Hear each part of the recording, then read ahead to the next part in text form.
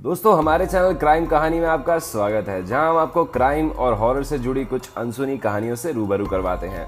दोस्तों आज जिस केस के बारे में बताने जा रहे हैं ये भारत का ही नहीं बल्कि पूरी दुनिया का पहला बायोलॉजिकल मर्डर मिस्ट्री केस भी माना जाता है, जिसे 90 के दशक का सबसे पहला एडवांस मर्डर मिस्ट्री केस माना गया। दोस्तों वीडियो शुरू करने से पहले मैं हमेशा की तरह डिस्क्लेमर दे देना चाहता हूँ।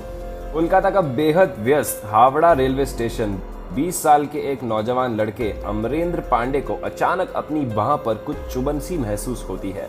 जैसे ही वो अपने आसपास देखता है, पास से चादर में लिपटा एक शख्स तेजी से भीड़ में ओझल हो जाता है। अमरेंद्र घर पहुंचते ही बीमार पड़ जाता है। डॉक्टर्स के लाख कोशिशों के बावजूद भी उसे बचाया नहीं जा सका। बीमार पड़ते ही करीब एक हफ्ते के अंदर ही उसकी मौत हो जाती है। तो आखिर उस दिन ऐसा क्या हुआ कि अमरेंद्र घर आते ही बीमार पड़ गया और उससे बचाया नहीं जा सका? तो दोस्तों एक कहानी है बंगाल में रहने वाले पाकुड़ के एक जमींदार परिवार की। 26 नवंबर 1933 ठंड का मौसम था। अमरेंद्र के दोस्त उस शाल वाले आदमी को ढूंढने लगते हैं, लेकिन वह शख्स भीड़ में ओझल हो जाता है।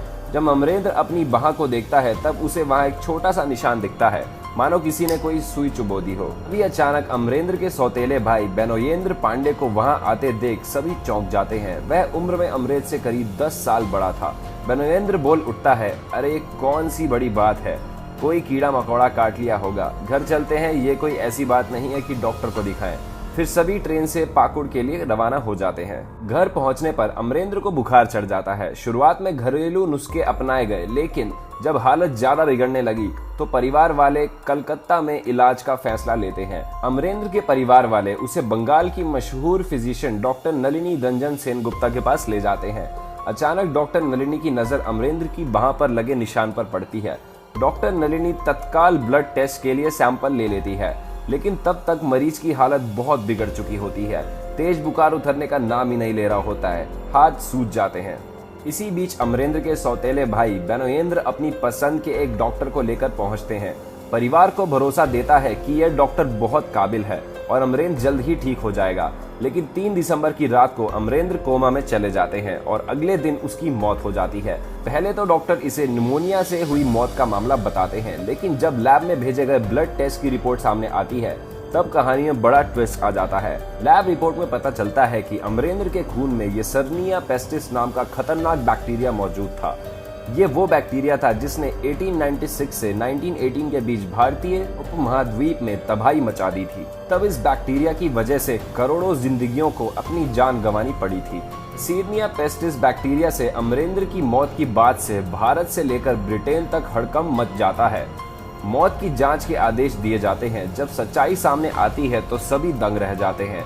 जिसे निमोनिया से मौत का मामला समझा जा रहा था वह एक वेल प्लान मर्डर केस निकलता है। ये दुनिया का पहला जैविक हथियार से हत्या का मामला था। कुछ ही दिनों में ये मामला दुनिया भर की अखबारों में सुर्खियां बन जाता है।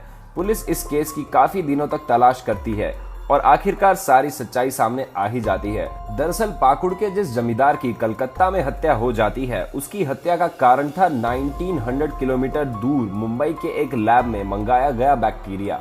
आगे पता लगता है कि हत्या के पीछे जमींदार परिवार के भीतर का सत्ता संघर्ष था।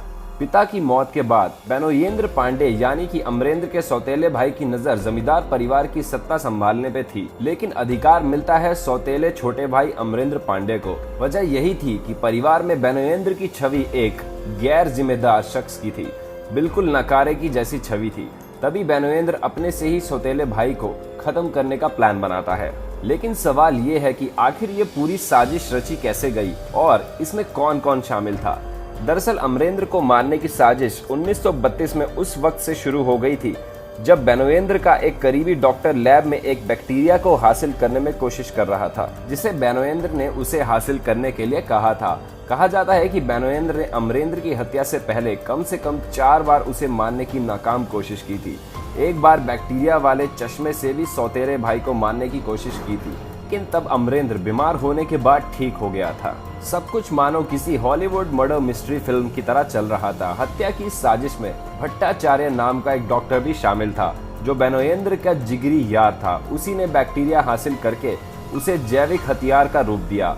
मई 1932 में जब भट्टाचार्य ने बॉम्बे के हॉकिन इंस्टीट्यूट के डायरेक्टर से बैक्टीरिया के लिए संपर्क किया तब इंस्टीट्यूट ने उन्हें बैक्टीरिया देने से साफ मना कर दिया। तब भट्टाचार्य ने बैक्टीरिया हासिल करने के लिए दूसरी चाल चली। उसने दावा किया कि उसने इस बैक्टीरिया से होने वाले प्लेग का इलाज ढूंढ लिया है और वह बैक्टीरिया पर इसका टेस्ट करना चाहता है। यह दावा सुनकर इंस्टीट्यूट ने भट्टाचार्य को लैब में काम करने की इजाजत दे दी, लेकिन हॉफकिन इंस्टीट्यूट ने मंगाए गए बैक्टीरिया सैंपल से दूर रहने को कहा। उसी बीच बेनवेंद्र भी मुंबई पहुंच गया। वहां दोनों ने इंस्टीट्यूट के 2 अधिकारियों को बैक्टीरिया पाने के लिए रिश्वत देने की कोशिश की, लेकिन बात नहीं बनी। कुछ ही दिन बाद वे मुंबई के एक दूसरे हॉस्पिटल से इसे हासिल करने में कामयाब हो गए और कलकत्ता लौट गए। कोलकाता लौटते ही दोनों ने इस एक घिनौनी साजिश को अंजाम दिया। बेनवेंद्र ने इस बैक्टीरिया को एक सुई जैसी नोकीली चीज पर लगाया और मौका पाते ही रेलवे स्टेशन पर खड़े अमरेंद्र को चुबा दिया। पूरी साजिश का खुलासा होते ही दोनों के खिलाफ मुकदमा चला। कोर्ट ने बेनवेंद्र और भट्टाचार्य को हत्या की सजा का दोषी ठहराते हुए मौत की सजा दी, जिसे 1936 में कलकत्ता हाई कोर्ट ने उम्र कैद में तब्दील कर दिया। तो दोस्तों, आपका इस पूरे केस के बारे में क्या कहना है? अपनी राय नीचे कमेंट बॉक्स में जरूर बताएं और साथ ही हमारे चैनल को सब्सक्राइब करना बिल्कुल भी ना भूलें।